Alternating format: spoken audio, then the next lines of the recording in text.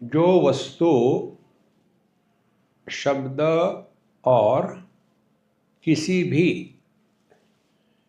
प्रमाणों का विषय नहीं है, उस वस्तु को कैसे बतावे? यतो वाचो निवर्तन्ते अप्राप्य मनसा सह। जो वाणी का विषय नहीं है, मन का विषय नहीं है, बुद्धि का विषय नहीं है, ऐसे वस्तु के बारे में कैसे बतावे? तो सिद्धांत क्या है? ज्ञात के संदर्भ से अज्ञात को लखाया जाता है। जैसे किसी एक बच्चे को देखते हैं, पता नहीं कौन है वो, हे तुम्हारे पिताजी का नाम क्या है? भोगानंद। हो, कौन है भोगानंद? वो जो मिले थे प्रयागराज में, वो लंबे चौड़े, आपसे झगड़ा कर रहे थे। अच्छा अच्छा, उसका लड़का है। अब इससे उसका क्या संबंध है? देखो कितनी सिंपल बात है। इसीलिए जब शास्त्रों में तत्व का वर्णन आता है, क्या बताया? परमात्मा क्या है? सत्यम ज्ञानम सच्चिदानंद। तो जो नित्य उपलब्ध है सत, जो स्वयं ही सिद्ध है चित, और जिसके प्रति हमारा अप्रतिम प्रेम है आनंद। तो ये सच्चिद आनंद जो बताया है, असल में यदि आप ज्ञानेश्वर महाराज की अमृतानुभव इस ग्रंथ का अध्ययन करो, तो उसमें उन्होंने स्पष्ट क्या कहा है कि सच्चित आनंद यह भगवान को दी हुई, परमात्मा को दी हुई गालियां हैं।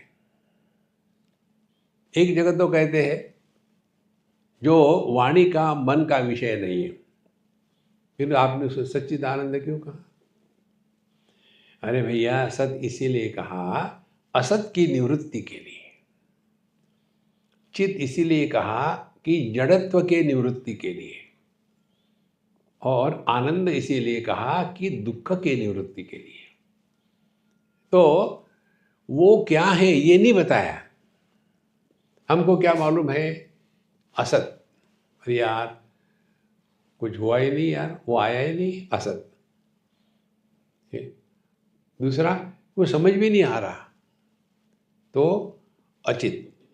तो जो असत नहीं है, अचित नहीं है, और बड़े दुखी है यार हम। तो जो दुख से रहित है, इसीलिए आनंद है। इसीलिए किसी भी डिस्क्रिप्शन के लिए गुण क्रिया जाति द्रव्य संबंध वस्तुषु समं तेन स्वरूपस्य सर्वम एतद इष्यता। तो जैसे किसी भी वस्तु का वर्णन करना हो, तो गुण क्रिया जाति द्रव्य के साथ इसका संबंध है कि ये अच्छा है बुरा है, ये फास्ट है स्लो है, यह इस जाति का है, ये उस जाति का है, ये द्रव्य है। इस प्रकार से जब हमको किसी के बारे में बोलना होता है, कुछ ना कुछ शब्दों का प्रयोग करना पड़ता है। इसी प्रकार से इस तत्व के बारे में बोलना है तो कुछ न कुछ शब्दों का प्रयोग करते हैं। इसीलिए ये परमात्मा सविकल्प है कि अविकल्प है कि निर्विकल्प है, और ये परमात्मा अनादि अनंत अविकारी अविनाशी। देखो, सबके पहले अ लगाया, माने निगेशन। जिसका आदि नहीं है, जिसमें विकार नहीं है, जिसका अंत नहीं है, जिसका अभाव नहीं है, क्योंकि हमको जो मालूम है उसी भाषा में बोलेंगे ना। इसीलिए विकल्प तद्भाव भावाभ्याम असंस्पृष्टात्मस्तुनि विकल्प तत्व लक्ष्यत्व संबंधादि अस्तु कल्पिता। देयरफॉर तत्व क्या है? सत्यम ज्ञानम अनंतम। ये कल्पना है, ये वास्तविकता नहीं है। देखो,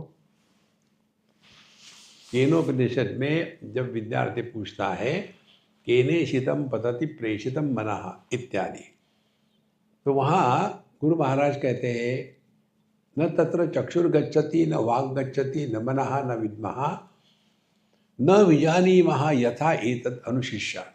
देखो, ये तो इंद्रिय मन बुद्धि का विषय नहीं है। और सच सच बताऊं क्या है महाराज? न एतद् विजानीमः, कथम एतत्, हम आपको कैसे सिखावे? अनुशिष्यता कैसे सिखाए? हमको नहीं मालूम, तो हम नहीं सिखाएंगे। नहीं महाराज, ऐसे झटक मत दो, फिर क्या करें?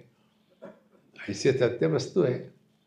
आप ऐसे करो ना, आपके गुरु ने तो आपको कुछ बताया होगा। हाँ जी बताया है, वही बता दो। गुरु महाराज कहते हैं अन्य देव तद विदितान अथ अविदितान अधि। जो ज्ञात और अज्ञात इनके परे है। अब फिर क्या करना? लगे रहो मुन्ना भाई। क्या ज्ञात है आपको? आपको मराठी ज्ञात है, भगवान मराठी नहीं है। अरे यार, पुनामी होकर के बोलते हो ऐसे, हिम्मत कैसी हो रही? अज्ञात क्या है? अंग्रेजी, अंग्रेजी भी नहीं है। देखो, तो क्या है तत्व? फिर बता दे। 5 उदाहरण दिए उन्होंने। यन मनसा न मनुते ये न आहुर मनोमतम तदेव ब्रह्म त्वं विद्धि नेदम यदिदम उपासते। जो मन का विषय नहीं है, लेकिन जिसके कारण मन में मनन करने की क्षमता है, वह परमात्मा, वह ब्रह्म है। और वह ब्रह्म तुम स्वयं हो। तद ब्रह्म त्वम एव विद्धि। तुम ही वो जिसके बारे में पूछ रहे हो, वो तुम ही हो। और विद्धि, जानो, करना कुछ नहीं है। तदेव ब्रह्म त्वम विद्धि, तुम स्वयं हो वो। नेदम यदिदम उपासते। ये घंटी बजा करके जो कर रहे हैं ना, ये कोई मतलब नहीं।